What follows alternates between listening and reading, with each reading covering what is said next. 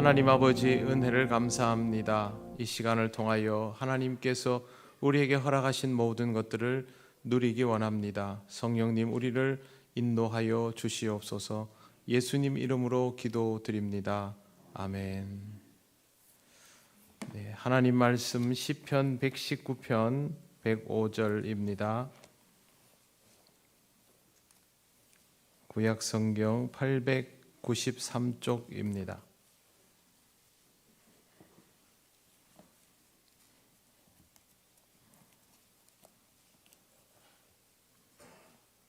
시편 119편 105절 말씀 우리 다 같이 한 목소리로 봉독하겠습니다. 주의 말씀은 내 발의 등이요 내 길의 빛이니이다. 아멘. 기도드리겠습니다. 하나님, 오늘도 하나님께서 우리에게 말씀하여 주시는 것들이 온전히 들리며 우리의 마음이 열리게 하시고 또 깨닫는 기쁨 또한 주시옵소서.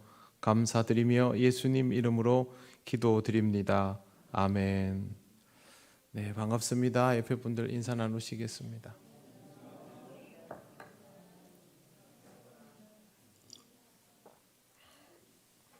많이 춥지요? 예, 올 겨울에는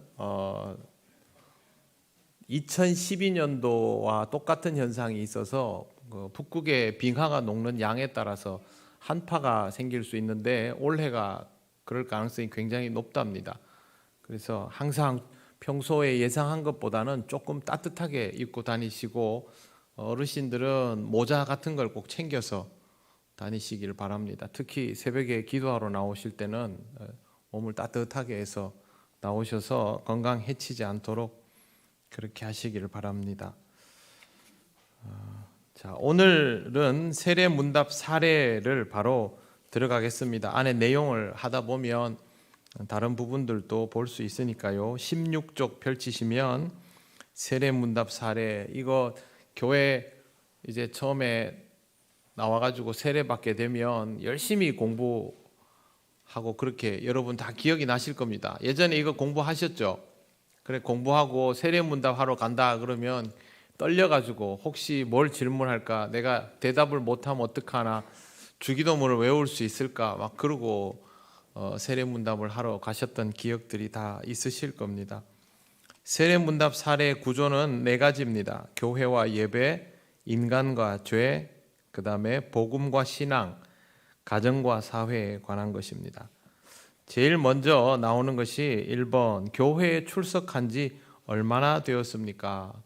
여러분 교회에 출석한 지 얼마나 되었습니까? 답은 다 다르시죠? 기억을 해두시는 게 좋습니다. 내가 교회 다닌 지 몇 년 됐는지는 알아두시는 게 좋습니다. 왜 그러냐 하면 내가 교회를 다닌 세월은 헛된 시간이 아니지요. 그러니까 헛되지 않도록 써야 합니다. 처음에 1년, 2년 교회를 다니면서 교회에 대해서 잘 모르고 신앙에 대해서 잘 모르고 그건 이해가 갑니다. 그런데 5년이 지나고 10년이 지나면 사람이 어떤 식으로든 습관이 생깁니다. 패턴이 생기죠. 그리고 적응을 합니다, 몸이. 그런데 신앙적으로는 자라나지 못하면 그건 문제가 있는 겁니다. 그러니까 우리가 교회를 다닌 지 몇 년 되었느냐라는 것을 항상 의식할 필요가 있죠. 어떤 분은 성경에다가 교회 다닌 지 몇 년도부터 교회 다니기 시작했고 라는 것을 성경책 첫 페이지에 써놓은 분도 있습니다. 자기 인생에 신앙적으로 중요한 사건이 있으면 성경에 안표지 있죠.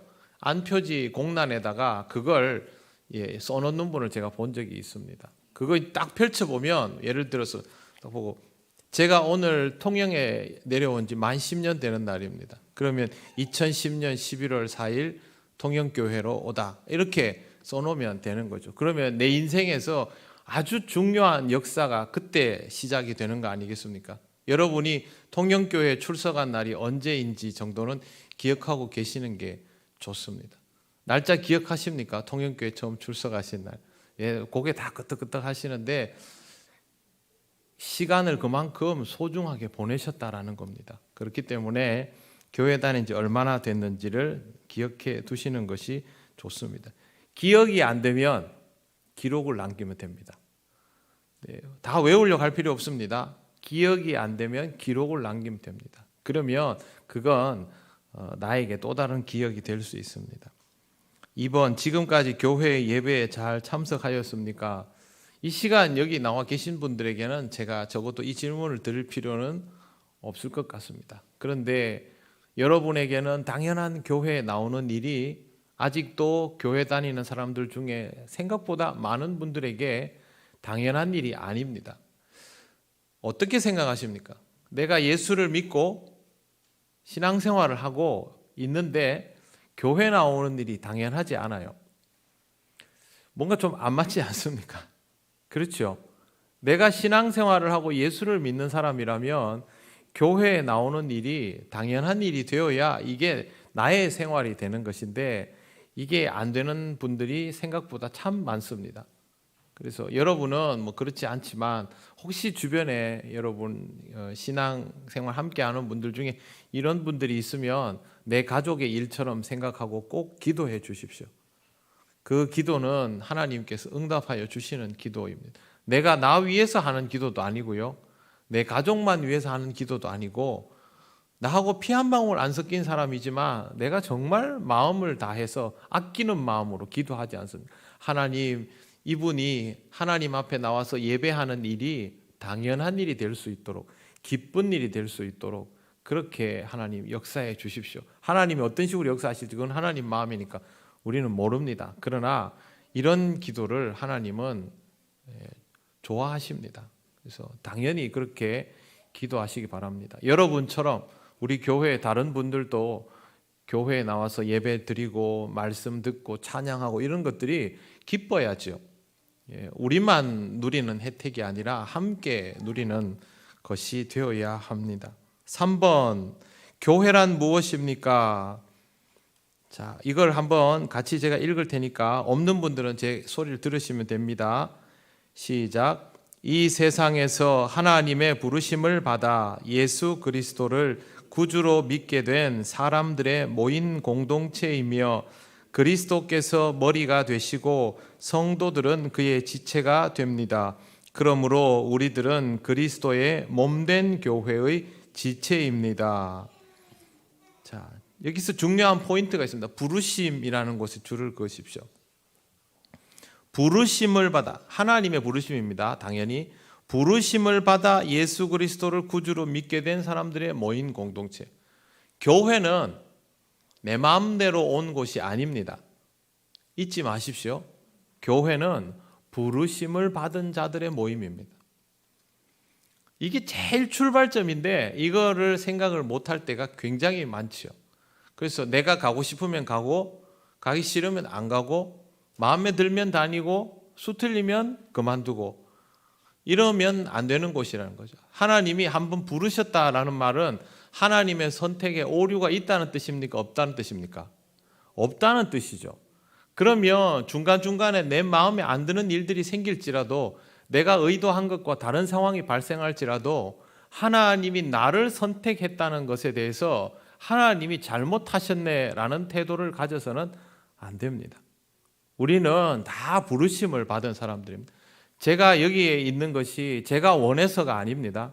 부르심을 받은 것이고, 여러분이 우리 교회에 다니시고 직분을 가지시고 하는 것들도 똑같습니다. 부르심을 받은 것입니다. 기본적으로 그리스도인은 부르심을 받아서 모였다. 여기 우리 의지로 여기 있는 사람 없다라는 생각을 꼭 하시기를 바랍니다. 그 다음에 교회의 머리는 누구이십니까? 네, 그리스도이십니다.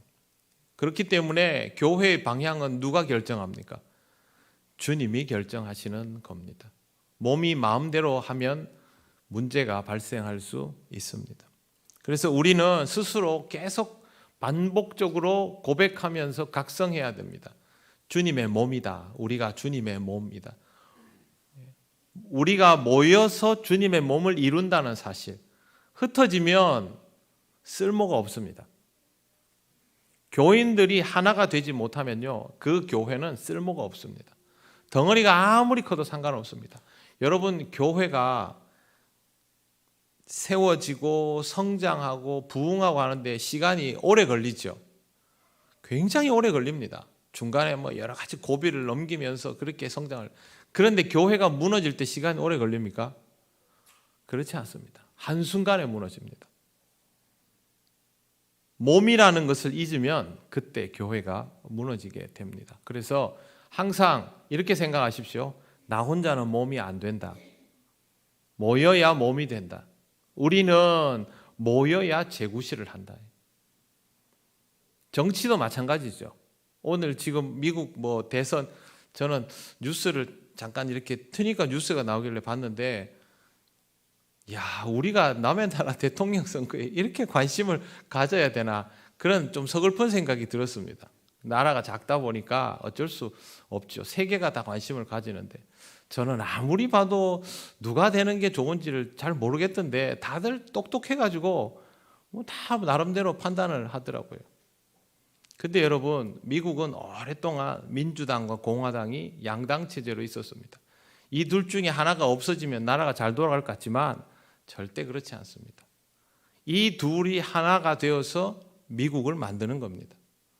우리나라도 마찬가지입니다. 보수와 진보가 하나가 되어서 우리나라를 만들어가는 것이죠. 그 중에 하나가 없으면 좋겠다라는 생각은 사실은 자기 팔을 잘라내는 것과 똑같습니다. 교회에도 일을 하다 보면요, 마음이 맞는 사람이 있고 맞지 않는 사람이 있습니다. 교회에 모여있는 사람들 성향이 다 똑같습니까? 신앙생활의 방식이 똑같습니까? 다 다릅니다. 그래서 마음 맞는 사람하고 있으면 좋겠다라는 생각을 하다 보면 자기와 뜻이 맞지 않는 사람과 거리를 두게 되는데, 이게 바로 그리스도의 몸이 쪼개지는 것입니다. 절대 그런 생각하지 마십시오. 우리는 부르심을 받은 사람이기 때문에 하나님께서 여기에 불러 모아 주셨으면 어떻게든 우리는 같이 가야 됩니다. 하나님이 됐다, 너희들 따로 해도 되겠다 이러면 몰라도 그렇게 하시지 않는다면 같이 가는 것이 맞습니다. 그래서 항상 여러분, 교회에서 나 혼자 개체로서의 생각만 하지 마시고 전체로서의 생각을 꼭 같이 해 주시기를 바랍니다. 4번 보십시오. 교회의 주인은 누구입니까? 교회의 주인은 교회의 머리이신 예수 그리스도입니다. 우리에게 필요한 건 주인 정신입니다. 주인 정신. 그러나 주인 행세는 하면 안 됩니다. 주인 정신을 가진 것과 주인 행세를 하는 것은 분명히 차이가 있습니다.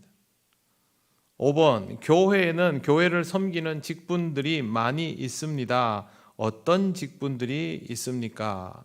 제일 먼저 설교를 하고 성경을 가르치며 성례전을 집례하는 목사와, 교회에서 목사를 목사님이라고 부르지만 당회장이라고 부르기도 하고 재직회 회장이 되기도 하고 공동의회 의장이 되기도 합니다. 교회는 또 법인으로 등록이 돼 있어 법인 대표일 때도 있습니다. 그런데 교회에서 목사가 가지고 있는 직분의 역할은 제일 먼저 중요한 것들이 첫머리에 딱 나옵니다. 제일 먼저 설교를 하는 것, 그 다음에 성경을 가르치는 것, 그리고 성례전을 집례하는 것, 예배를 인도하고 성례를 집례하는 것. 이게 가장 중요한 역할입니다. 목회자는 이 부분에 있어서 무게가 제일 실려 있어야 됩니다. 하나님 말씀을 전하는 것, 성경을 연구하고 가르치는 것, 그리고 예배를 인도하며 성례를 주도하는 것. 이 부분이 목사가 제일 중요하게 생각해야 될 것들, 여기에서부터 다른 것들이 확산돼 나가야 되고, 교인들도 목사님에게 있어서 제일 중요한 역할이 이것이다라는 것을 인식하고 있어야 합니다.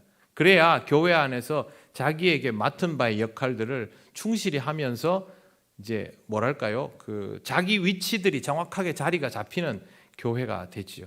모두가 한쪽에 쏠려가지고 한 가지 일만 하겠다고 하면 그 교회는 어떤 일은 아주 잘하지만 어떤 부분에는 취약함을 드러내는데, 하나님이 우리를 부르신 이유는 그렇게 돌아가라고 부르신 게 아닙니다. 우리들 각자가 이 교회 안에서 맡은 바의 직분에 따라서 자기 소임을 감당해서 그 역할들이 조화를 이루면 교회가 아주 튼튼해지도록 그렇게 역사해 주셨거든요. 그래서 우리는 자신의 역할과 이 교회 안에 있는 다른 사람들의 역할을 이해하고 있어야 됩니다. 그 다음에 장로의 역할은 보시면 교회를 섬기며 관리하고 돌보는 것이 장로의 역할입니다. 머리 대신 주님을 잘 섬기고 교회가 가지고 있는 전체의 뜻을 존중하는 것이 장로에게 있어서 제일 우선 원칙입니다. 그 다음에 두 개가 뭐냐 하면 관리와 돌봄입니다. 저는 교회에서 목사와 장로의 역할을 어떻게 처음에 이해를 하고 받아들였나 하면 부부로 이해를 했습니다. 자녀를 두고 있는 부부, 그렇게 이해를 했습니다. 그래야 서로 보완이 되거든요. 어떤 가정에서든 이렇게 부부가 서로 보완이 되어주면서 자녀들이 그 안에서 보호를 받지 않습니까? 한 명이 큰 방향을 설정하고 그 방향에 맞는 외형적인 걸음들을 걷는다면 그 안에서 가정을 돌보는 일들을 누군가는 해야 하죠. 옛날에는 아버지가 이 역할, 어머니가 이 역할 해가지고 딱 구별이 되어 있었지만 지금 사회는 그렇지는 않은데 교회는 전통적으로 방향을 설정하는 역할을 목사에게, 그리고 그 안에서 교인들을 관리하고 돌보는 역할을 장로에게 그렇게 맡겨두고 있습니다. 교인들을 관리하는 일이 쉬울까요? 어려울까요? 정말로 어렵습니다. 여러분, 교회에서 장로가 되는 순간부터 사실은 얼굴에 웃음이 사라집니다. 책임을 지기 때문에 그렇습니다. 제 말이 틀린 거 아닌가를 한번 지난 역사부터 해가지고 쭉 보십시오. 앞으로도 항상 밝고 즐겁게 교회 다니는 것이 좋기만 하던 분도 교회에서 장로가 되고 나면요, 얼굴에 긴장감이 돕니다. 살필 일들이 자꾸 늘어나기 때문에 어쩔 수 없습니다. 여러분 가정에서 부모가 항상 자기 좋게만 할 수 없지 않습니까? 똑같은 이치입니다. 신앙생활을 내가 마음만 먹으면 얼마든지 열심히 할 수 있는 위치에 있을 때는요, 최선을 다해서 그걸 즐기시면서 즐겁게 하셔야 됩니다.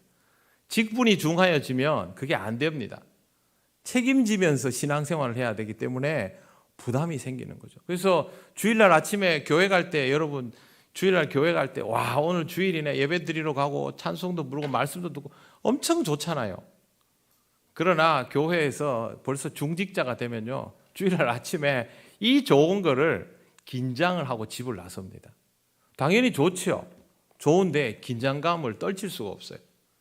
오늘 하루도 무사히 교인들 모두 교회에 와서 즐겁게 신앙생활 잘하고 예배 잘 드리고 집에 돌아가기를, 교인들 아픈 사람 없기를, 우리 교인들에게 별일 없기를, 이게 목사의 마음이고 장로의 마음이고 중직자들의 마음입니다.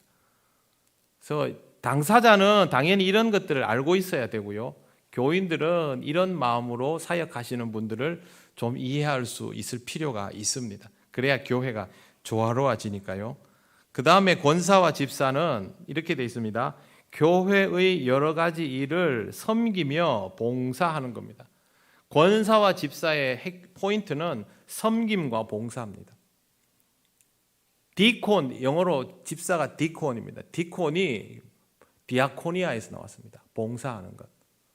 그리고 권사의 말, 권자는 돕다라는 뜻입니다. 누구를 돕느냐? 목사님의 목회를 도와, 이렇게 되어 있습니다.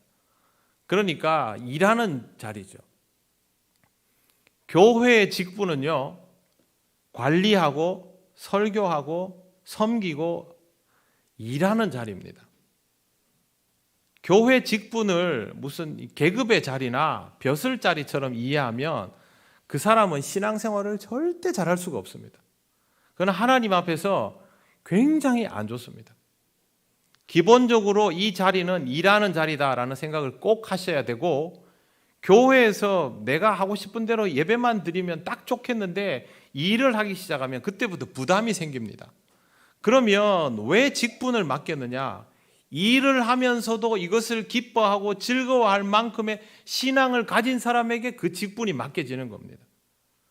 교회에 와서 예배 드리고 친교하고 나눔하고 맛있는 밥 먹고 그렇게 하고 기분 좋게 집에 돌아가는 그 정도의 상태로는 직분을 감당하기 어렵습니다. 직분을 감당하고 교회 일을 하다 보면 시험 들 때도 나오지요. 실패할 때도 나오지요. 그것조차 감당할 수 있을 정도. 그래서 여러분, 교회의 직분을 가볍게 생각하면 안 되는데 자꾸 이렇게 세월이 가다 보니까 교회에서 직분을 안 맡으려는 사람들이 늘어나다 보니까 이런 것들에 대한 무게가 가벼워지는 경향이 있습니다. 우리 교회는 이런 전통들을 앞으로 점점 더 건강하게 세워 나가려고 합니다. 그래서 여러분이 가지신 직분도 내가 집사이지 권사이지 그러면 일하는 자리구나. 내가 이 일을 하면서 신앙에 문제가 생기면 안 되겠구나. 그러려면 더 신앙생활을 열심히 해야 되겠구나 라는 생각을 꼭 하시기를 바랍니다. 그래서 직분이 올라갈수록 기도 시간이 늘어나야 되고 성경에 대한 깊이가 늘어나야 됩니다. 교회를 오래 다닌다고 직분이 올라가면 안 됩니다. 교회를 오래 다녔고 그렇게 오래 다닌 것이 헛되지 않아서 신앙적으로 내공이 차곡차곡 올라가지고 인품이 갈고 닦아져야 교회에서 직분을 받을 수가 있습니다. 그리고 그렇게 해서 직분을 받아서 다른 사람을 이끌어 주어야 교인들이 믿고 따르지요. 그렇지 않습니까?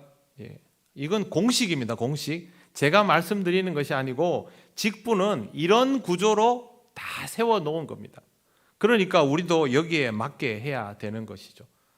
기본적으로 직분에 대한 이해를 꼭 하십시오. 신앙적이지 않으면서 교회 직분을 수행할 수 있는 방법은 1%도 없습니다.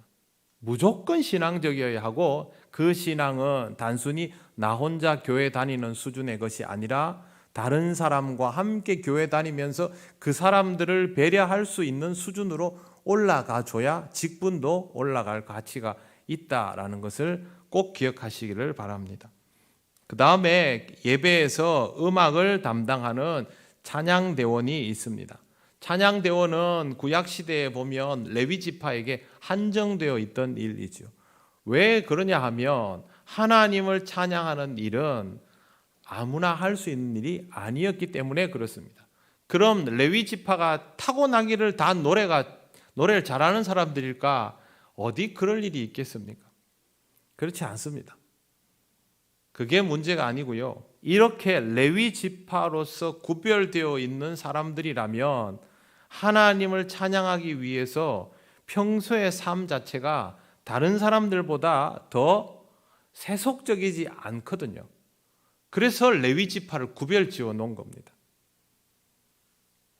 왜 찬양대를 이렇게 중요하게 여겼겠습니까? 교회도 마찬가지입니다. 지금의 교회도 하나님을 찬양하는 사람은 이렇게 구별된 상태여야 하는 거죠. 여러분, 제가 찬송 말고는 사실 일주일 동안 거의 노래를 안 부릅니다. 안 부르는데 어쩌다 한번 어디서 이렇게 노래를 불러봐라 이렇게 부르면 사람들이 막 웃습니다. 왜 웃냐 하면 저보고 이렇게 얘기합니다. 무슨 노래를 불러도 찬송가처럼 부른답니다. 근데 저는 그 말이 정말 듣기 좋습니다. 왜 그러냐 하면 제 목소리는 설교를 하고 찬송을 하는 용도 외에는 사실은 별로 필요하지 않거든요. 그래서 저는 이게 듣기에 기분이 좋습니다. 물론 제가 어머니가 성악을 하셨으니까 저도 레슨을 받았으니까 제가 필요하면 성악을 하듯이 좀 더 드라마틱하게 노래를 부를 수 있습니다. 그러나 저는 여기에 서서 그렇게 하지 않습니다. 왜? 찬양을 하는 것이지 제 노래 실력을 뽐내는 일이 아니기 때문에 그렇습니다. 노래 잘하는 사람 세상에 많습니다. 그러나 그 사람들이 찬양대원이 되는 거 아닙니다. 신앙이 좋아야 찬양대원이 되는 것이죠. 그리고 내가 찬양대원이 됐으면 적어도 일주일 동안 신앙적으로 살아가려고 노력해야 되고 이 목소리도 신앙적으로 지켜야 됩니다. 세상에서 신경질 낼 거 다 내고 하고 싶은 말 다 하고 언성 높이고 세상 노래 마음껏 부르다가 주일날 교회 와서 찬양대원 한다 그러면 그 소리가 찬송 부르기 좋은 소리로 나올까요? 안 나올까요? 안 나옵니다. 왜? 성대가 벌써 피로해진 상태거든요. 교회 음악하고 세상의 음악은요 좀 다릅니다. 그래서 내가 주일날 찬송을 해야 되는 사람이다. 다른 사람들의 마음 다른 사람들이 마음에 품은 그 찬양하고 싶은 것을 내가 대표해서 하나님 앞에 영광을 돌려야 되는 찬양 사역자다. 그러면 일주일 동안 이 목을 지켜야죠. 찬송에 적합하도록. 설교를 해야 될 사람이다. 그러면 목을 관리를 해야죠. 근데 교인들 중에 여기 해당 안 되는 사람 몇 명이나 있습니까? 그래서 여러분 주중에 함부로 이 목소리 톤을 올리지 마시고 화도 내지 마시고 교인들은 세상 노래 너무 즐겨 부르지 마시고요. 불러야 되는 상황이 있더라도 여러분 이 목을 지키시고, 여러분의 목소리는 어디에다가 다 쏟아 넣어야 되냐면 하나님 앞에 나와서 찬송 부를 때, 기도할 때, 말씀 전할 때, 성도들 만나서 대화할 때, 여기에 여러분의 에너지가 다 쏟아져 나와야 됩니다. 찬양대원이 되시려면, 찬양 사역자가 되시려면 제가 말씀드린 이 정도는 지켜야 합니다. 꼭 그렇게 하십시오. 토요일 날 친구들 만나가지고 오랜만에 노래방 가가지고 목이 다 쉬어가지고 주일날 아침에 교회 왔는데 찬송도 안 나오고 그건 안 됩니다. 찬양을 하시는 분은 꼭 명심하시기 바랍니다. 교회 학교에서 성경을 가르치는 교사도 마찬가지입니다. 요즘 아이들이 교회에 와서 질문을 안 합니다. 질문을 왜 안 할까요? 내가 궁금한 걸 대답 안 해주거든요. 사람은요, 물어서 좋은 답이 나오면 또 질문합니다. 그게 본능입니다. 여러분 신앙생활에 궁금한 게 있습니까? 없습니까? 있지 않습니까? 그러면 질문을 했습니다. 선생님에게. 선생님이 대답을 해줬습니다. 야, 이 답을 듣고 보니까 맞네. 그다음 또 질문하죠. 그런데 그런 식의 대답을 받지 못하는 순간부터 질문하지 않습니다. 지금 한국 교회의 가장 큰 문제는 사실은 여기에 있습니다.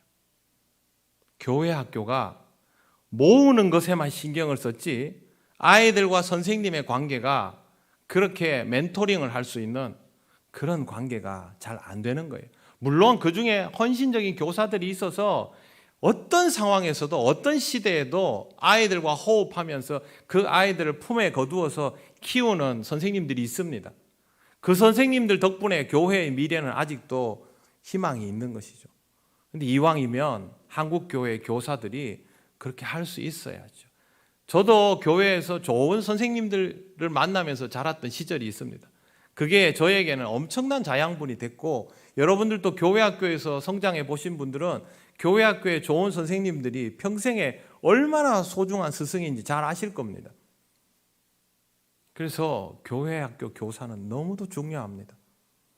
지금 당장 아이들을 모아서 하는 그것만이 아니라 앞으로 우리 교회의 존폐 여부가 여기 달려 있다고 해도 과언이 아니기 때문입니다. 가르치는 자는, 잘 들으십시오. 가르치는 자는 배움을 유지하는 자입니다. 자기가 공부하지 않고 가르칠 수 있는 사람 존재하지 않습니다. 그래서 교사인 사람은 공부를 열심히 하셔야 됩니다. 우리 교회에서 성경에 관하여서는 누구보다 열심히 공부하는 사람이어야 됩니다. 성경에 관하여서는 누구보다 많이 아는 사람 아닙니다. 다른 사람이 나보다 성경 더 많이 알 수도 있습니다. 교사는 그런 사람이 아니라 공부를 계속하는 사람입니다. 그래야 다른 사람과 함께 공부할 수 있습니다. 꼭 가르친다고 생각하지 마시고요. 그렇게 공부하는 사람이 되겠다라는 마음가짐을 교사는 꼭 가지고 계시기를 바랍니다. 자, 그다음 6번, 교회가 하는 중요한 일은 무엇입니까? 여기 5개가 나와 있는데 이 5개는 외우셔야 됩니다. 자, 저를 따라서 후창을 한번 해보십시오. 예배, 교육, 선교, 교제, 봉사.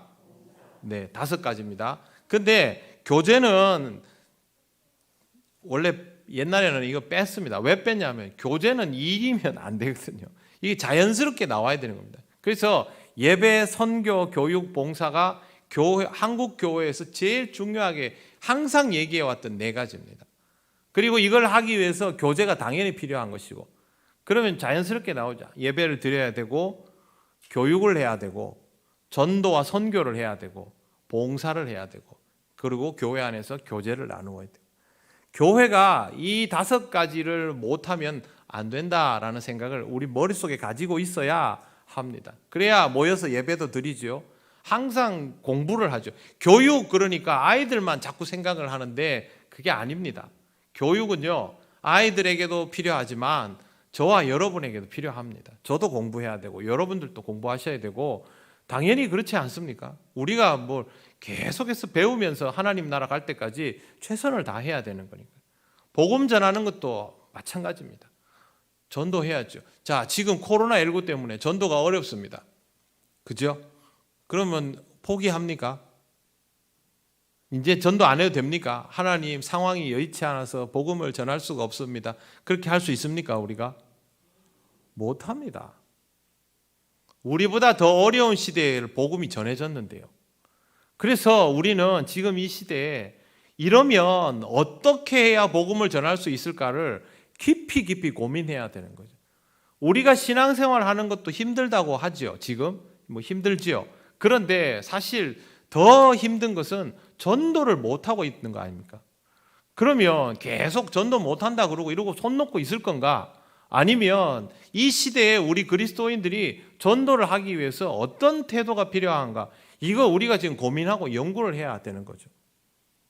뭐 당연히 목회자는 뭐 당연히 그렇게 연구를 하겠지만 여러분들 스스로도 그런 고민을 해야 됩니다. 방법이 있을까요, 없을까요? 이 시대에 복음 전할 방법이 있을까요, 없을까요? 있습니다. 우리가 모를 뿐이고 이때까지 쉬운 것만 찾았기 때문에 그런 거죠. 저는 분명히 있다고 확신합니다. 그리고 지난 역사에서 이미 입증된 것처럼 우리는 다시 털을 닫고 복음을 잘 전할 겁니다. 하나님이 역사하시기 때문에 우리는 거기에 대한 확신을 가지고 오늘을 잘 견디면서 돌파구를 하나하나 찾아 나가야 되죠. 잘 안 되네 이러고 손 놔버리면 안 됩니다. 그 다음에 선교, 봉사도 마찬가지입니다. 교회는 일을 하는 사람들이 모여 있는 곳이어야 합니다. 교회 안에 일도 있지만 교회 밖을 위한 일들도 있지 않습니까? 그런데 여러분, 우리 교회가 이렇게 모여 있으면 우리 교회에 모여 있는 사람들이 각자 감당해야 될 소임이 있지요. 근데 그 중에 내 분량이 있을까요, 없을까요? 있지요. 그 내가 안 하면 어떻게 됩니까? 내가 안 하면 딴 사람이 2사람, 3사람 몫을 해야 됩니다. 교회는 분명히 누군가가 일을 해야 되는데 그걸 내가 안 해버리면 그렇게 되는 거죠. 우리 교회도 이런 일들이 많습니다. 혼자서 몇 사람 역할을 합니다. 보면 안타깝습니다. 뭐 여러 가지 이유가 있죠. 근데 뭐 그걸 가지고 막 너는 왜 안 하느냐, 너는 왜 안 하느냐 그런 말로 해결이 되는 건 아니고요. 그런 상황에 대해서 우리가 함께 마음을 모아서 기도하고 우리 교회가 일꾼으로 넘쳐나는 교회가 될 수 있도록 하나님 앞에 기도하고 우리 스스로가 하나님 앞에서 훈련을 받고 또 우리 교회의 젊은 사람들을 자꾸 위에서 기도하고 축복해 주면서 하나님 앞에서 훈련 받을 수 있도록 자꾸 주님 발 앞으로 데리고 나와야 돼요, 우리가. 근데 교회에서 젊은 사람들을 만나가지고 그 사람들을 이렇게 따뜻하게 품어주고 마음의 문이 열리도록 해주고 이걸 우리가 잘 못하면 안 옵니다. 왜 교회에 젊은 사람들이 잘 오지 않을까요? 그 사람들의 신앙의 문제도 있겠지만 교회가 그들에게 편한 마음 열고 편하게 와 있을 수 있는 곳이 아니기 때문이기도 하죠. 거기에는 우리 책임도 있는 것이죠. 그래서 그런 일꾼들이 자꾸 배워 나갈 수 있도록 건강한 방법으로 교회로 데리고 와서 하나씩 경험하게 해 주어야 됩니다. 그냥 하늘에서 뚝딱 하나님이 일꾼을 떨어뜨려 주면 얼마나 좋겠습니까만 그런 일은 거의 없습니다. 이런 것들도 현실적으로 생각을 하고 있어야만 합니다. 자, 그 다음에 7번 예배는 무엇입니까? 답을 같이 읽어보겠습니다. 시작. 하나님을 찬양하고 경배하며 하나님을 높이는 것입니다. 자, 그러면 질문이 있습니다. 어떻게 하면 하나님을 찬양하고 경배하고 높일 수 있습니까? 이걸 하려면 전제가 있어야 됩니다. 하나님을 찬양하고 경배하고 높이는데 어떻게 하면 그렇게 할 수 있습니까? 가장 기본적인 건요, 하나님이 얼마나 존귀한 분인지, 얼마나 특별한 분인지를 우리가 다는 알 수 없지만 그래도 알아야 됩니다. 여러분, 어떤 사람이 나와가지고 노래를 부릅니다. 그러면 노래를 잘하는지 못하는지를 알아야, 이야, 저 사람 노래 잘하네, 그러죠? 안 그렇습니까? 누군가가 나와가지고 피아노를 막 칩니다. 요즘 현대 클래식 보면 피아노 연주하는 거 들어보면 이게 뭔가 싶은 음악도 많거든요. 그러면 야, 연주 잘하네, 알아야 되지 않습니까? 남들이 피카소 그림이 대단하네, 그 화가 전형림 씨 그림이 대단하네, 그러니까 그런가 보다 하지, 그 그림 모르는 사람한테 갖다 주면 잘 그렸다 그러겠습니까? 모른단 말입니다. 하나님을 찬양하려면요, 내가 하나님을 찬양할 수밖에 없는 이유를 먼저 가져야 되는 것이죠. 남들이 하나님을 찬양하라 그러니까 그냥 나도 그 점 따라해야지, 이건 하나님을 찬양하는 게 아닙니다. 하나님은 내 인생에 들어오셔서, 우리의 삶 속에 들어오셔서 내 삶을 두드리시고 내 삶을 바꾸셔서 하나님 없이는 못 살도록 하셨는데, 그래서 하나님을 느끼고 나니 내가 상상하고 예상할 수 있는 그런 분이 아니더라, 이런 경험이 나한테 있으면 하나님을 찬양하라 이러면 찬양이 저절로 나오죠. 그래서 하나님을 좀 알아야 됩니다. 근데 우리가 하나님을 아는 것이 경험만으로 됩니까? 하나님 말씀 없이 하나님을 아는 것은 불가능합니다. 여러분, 하나님을 찬양하는 삶이 되고 하나님을 높이려면, 하나님이 정말 위대하신 분인 것을 안다면, 그걸 알려면 내가 하나님에 대해서 좀 더 관심을 가져야 되는구나, 그 생각부터 하시기를 바랍니다. 그림 볼 줄 모르는 사람이 화가의 가치를 모르는 것처럼 하나님에 대해서 너무 모르면 하나님이 나한테 무슨 역사를 하시고 말씀을 하시고 작용을 하시고 임재를 하셔도 나는 모릅니다. 찬양할 것도 없는 것이죠. 교회는 다니고 남들은 다 찬송을 부르고 하나님 찬양한다 그러니까 나도 뭘 하기는 해야 되겠는데, 여기 그러고 딴짓하고 앉아있으면 신앙 없는 사람 취급당할 텐데 찬송이나 익숙하게 부르자. 여러분, 그러려고 교회 나오면 시간 낭비도 그런 시간 낭비가 없습니다. 정말 내 삶 속에 찾아오셔서 내 인생을 바꾸어 주시고, 내가 한계를 경험할 때마다 그 길을 열어주시고, 내가 알지도 못했던 답을 보여주시고, 나는 그때 이게 답이라고 생각했는데 정말 생각지도 않은 일들을 주셔서 오늘까지 인도하여 주신 에베네셀의 하나님, 이 하나님 때문에 내가 살아있고, 이 하나님 때문에 내가 오늘도 웃고, 이 하나님 때문에 어려움이 많다 하면서도 마음의 여유를 잃지 않고, 이 하나님 때문에 내가 다른 사람들을 믿으며 살아갈 수 있게 되었고, 여러분의 삶 속에 이런 경험들이 다 있으시죠? 그래서 찬양할 수 있게 되는 겁니다. 여러분, 하나님을 찬양하는 것이 예배의 기본이고 하나님을 경배하고 높이는 것이 예배의 당연한 본질이라면, 그러면 여러분, 하나님을 더욱 깊이 알아가시기를 바랍니다. 그냥 습관을 쫓아 신앙생활하는 그런 사람이 되지 않도록 하시기를 바랍니다. 8번, 예배 드리는 사람은 어떤 마음가짐으로 드려야 할까요? 같이 읽어보겠습니다. 시작. 성경에는 예배하는 자가 영과 진리로 예배할지니라고 가르치고 있습니다. 영과 진리는 하나님과 내가 만날 수 있는, 쉽게 말해서 접점입니다. 접점. 하나님은 영이시니, 그죠? 진리는 어디에서부터 나옵니까? 누구에게로부터 나옵니까? 진리도 하나님에게서 나옵니다. 세상에서 무엇이 진리인가에 대한 탐구가 인류의 역사와 함께 이루어져 있었지만 항상 모든 가치는 부정에 부정을 당해왔습니다. 그럴 수밖에 없는 것이, 진리는 그렇게 나오지 않거든요. 진리는 하나님에게서부터 나옵니다. 영과 진리로 예배한다는 말은요, 하나님에게 초점을 맞춘다는 겁니다. 우리는 이 세상을 살아가면서 육체를 가지고 있고 다양한 가치들을 경험하고 있죠. 이게 옳은지 저게 옳은지에 대한 확신을 못하면서 살아가고 내 선택이 뒤집어질 때도 수도 없이 많은 것을 경험하지만 하나님께 초점을 맞추면 이게 상황이 달라지지 않습니까?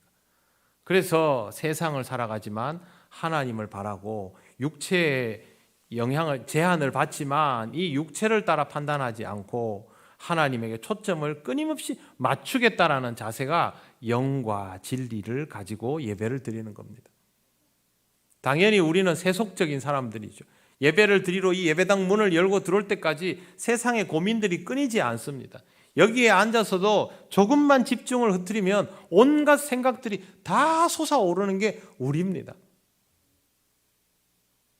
그리고 뭐 좀 안다 싶으면 금방 타성에 젖어가지고 아는 거는 또 귀에 안 들어올라 그러기도 합니다.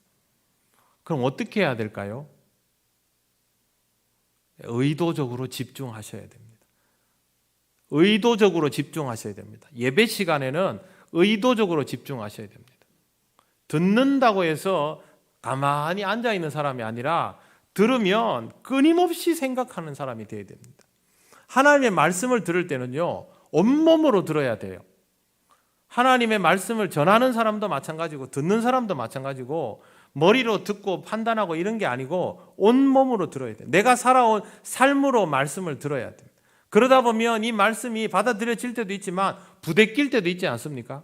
그러면 그 부대낌을 가지고 하나님 앞에 다시 기도하고 고민하고 오늘 이게 진짜 가능한가? 집에 가서 성경을 찾아보고 그렇게 들어야 돼요. 그게 바로 집중하는 것입니다. 그렇게 예배를 드리는 사람은 오늘 우리가 첫머리에서 본 것처럼 교회에 출석한 지 얼마나 되었습니까? 이 시간이 헛되지 않은 것이죠.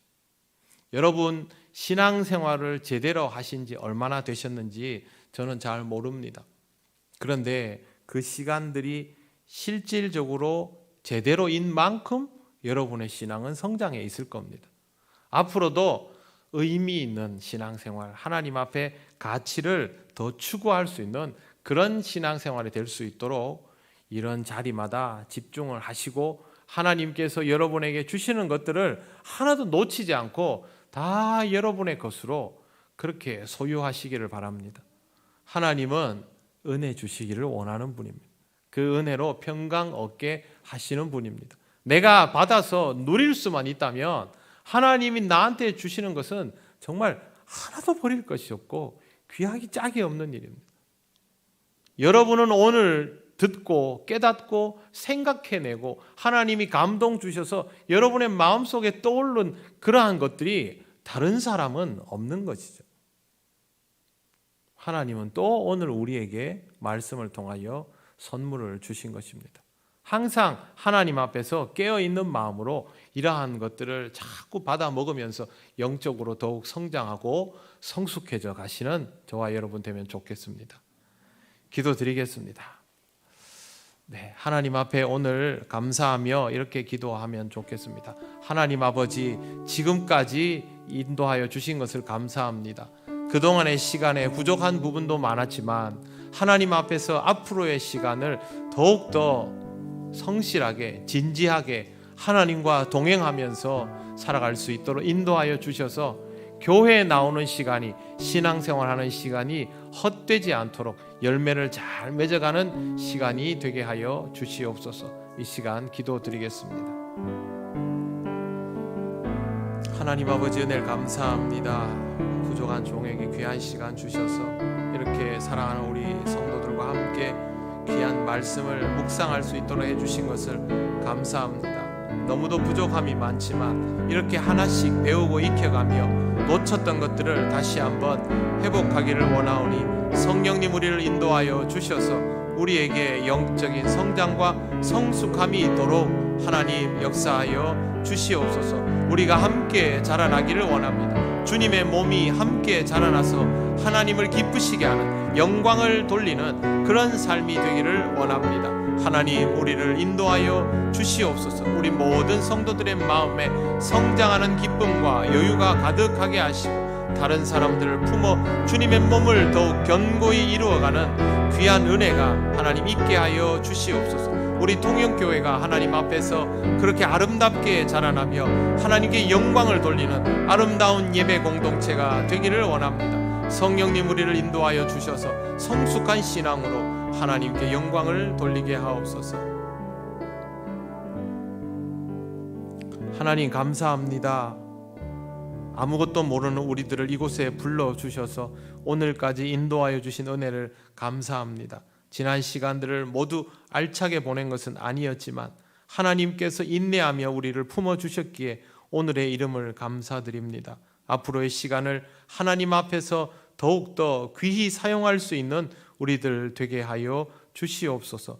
성령의 인도하심을 따라 더욱 건강한 예배자로 성장할 수 있기를 원하며 우리에게 맡겨주신 직분들을 능히 감당할 수 있는 하나님의 지혜를 가진 자가 되기를 원합니다. 하나님, 우리 통영교회 한 사람도 빠짐없이 하나님 앞에서 아름다운 성장을 이루며 하나님 기뻐하실 우리 교회로 자리매김되게 하여 주시옵소서. 감사드리며 예수님 이름으로 기도드립니다. 아멘.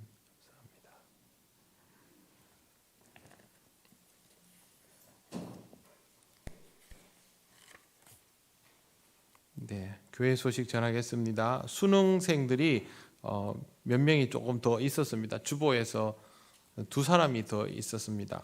그래서 주보에서 수정을 해가지고 다음 주에 한 번 더 올려드리겠습니다. 수능은 30일, 한 달 가량이 지금 남아 있습니다.